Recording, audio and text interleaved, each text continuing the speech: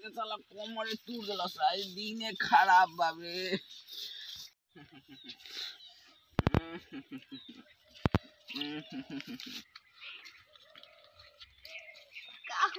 काहे को हड़त रहो? अरे भाई आज दिने खराब बा हो। हां भाई लागो त कि तार दिनवे खराब बा आज। चलो बबुआ हम तहरा के एगो बाबा लगे लेके चलतनी उ तहरा सब दिन देखा ठीक करिहन। चलो बबुआ एही हम रास्ता बा।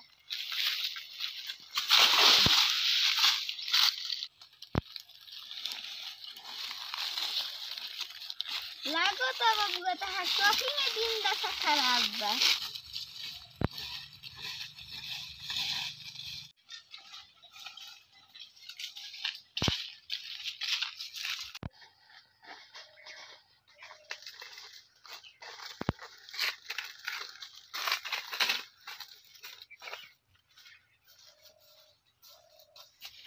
ए भाई अब कितना दूर चलेगा? बस से दे आइए गई निशान।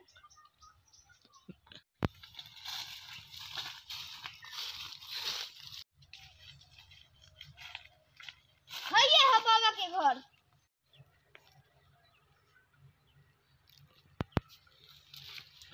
ने घर कहां बाबे?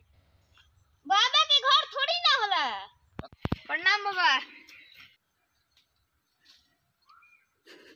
खुश रह। वाह बाबा वाह, हमें तो दम बावे। रुआ आशीर्वाद देते तो राउ टिक खड़ा हो जाता। बाबा आँख खोली। चलो बाबा आँख खोली दे। के आँख का बोल। स्थान ग्रहण करलो बाबू, ओके बाद हम बताओ तनी। एक बार हम बहुत दूर जात जात जात जात जात जात बाबा पहुंचो नहीं। तो एगो हमरा के चोर रोकलस। ओके बाद हमार लीवर, किडनी, आँख, फेफड़ा सब कुछ निकाल लेलस। तो बाबा रुआ जियत कैसे बनी? जिनमें बसे हैं राम, उनका ना बिगड़ा आज तक कोई काम। बोलो जय श्री राम। बहुत अच्छा लगल कि तू श्री राम जी के भक्त हव। बाबा उनके से ही दुनिया चलतवे। जिंगो हमारा आज दिन खराब चलतवे, अगर ऊ ना रहती तो हम कहिए समाप्त हो गई रहती। लागत तहार पार्टनर के पेट खराब हो गइल बा, यही से चल गइल हवन। बाबा रुआ कैसे पता हो गई बात? अरे हम बाबा हैं, हमारा सब पता बा। तहरा के लोग प्यार से डीबा कहेला। और तहार जन्म बुध के भई रहे। तहार जन्म 12 तारीख 11 महीने 2009 के भइल। अरे बाबा हम बहुत धन्य मानी के रुआ ऐसन बाबा के हम दर्शन पाउनी। धन्य हो बाबा, धन्य हो।